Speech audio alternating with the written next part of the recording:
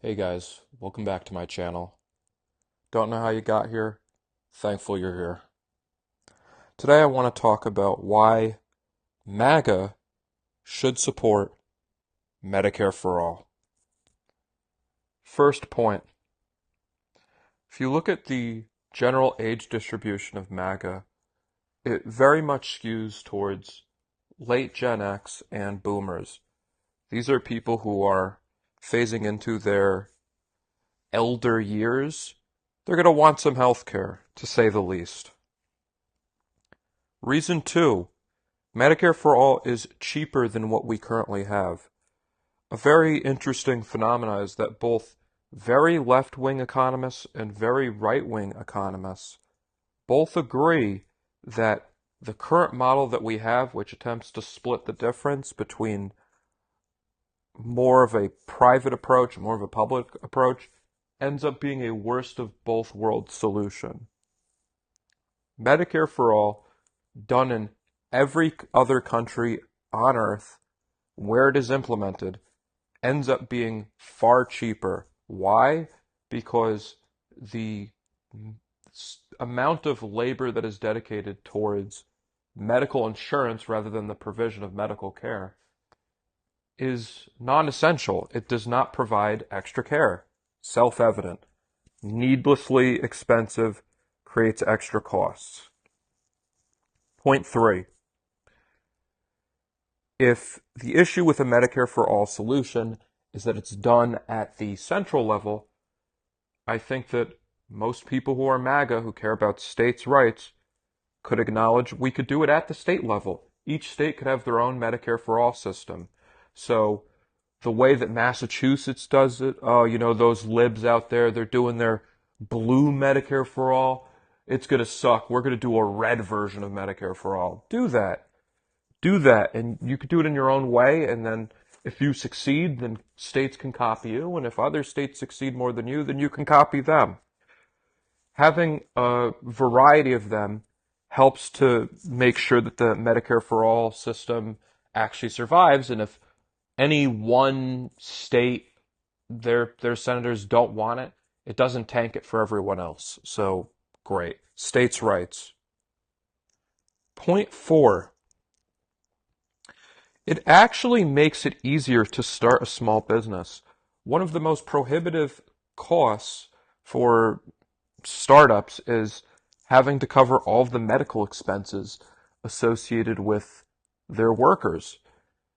Canada actually has a very high rate of entrepreneurship that arguably rivals and maybe even surpasses the United States' because this burden is not placed on the business.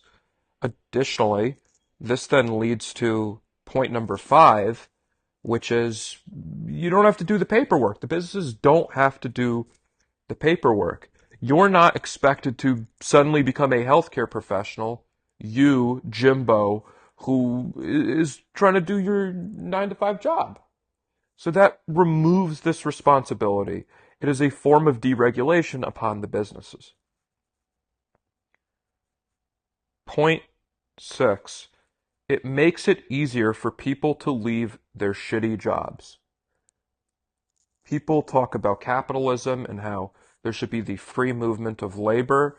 People should be able to vote with their feet. This allows them to. Very often, workers are scared to leave a job where in a normal marketplace would fail because it does not offer what it should to the benefits of the workers. Those jobs are being artificially propped up because people are scared to leave them because they're scared to lose their health care. Point seven. If we cut the amount of insurance hurdles that people have to go through, it will streamline the process. It is a business simplification. Point eight. If we have larger insurance pools, we would benefit from economies of scale.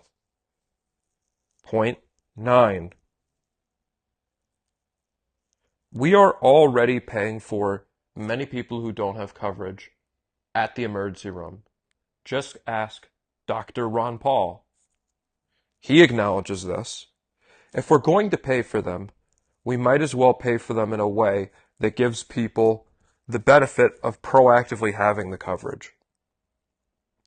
Point 10. It frees hardworking Americans from unfair medical debts. Point 11.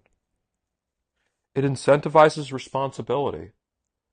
If medical coverage is covered under Medicare for all, people are able to go to a doctor and get stuff caught early when it is cheap and easy to fix it, rather than letting it fester, develop, and grow and become a larger problem that is harder to fix and more expensive down the road. It incentivizes responsibility. 12. It further promotes free movement. Everywhere you go in the United States, you are in network. Additionally, if you go abroad, you're also in network in that you don't have to worry about your individual healthcare company having coverage. The sheer size of a country or state level Medicare for all would be large enough that it would be able to have greater capacity to cover you while traveling abroad. Point 13.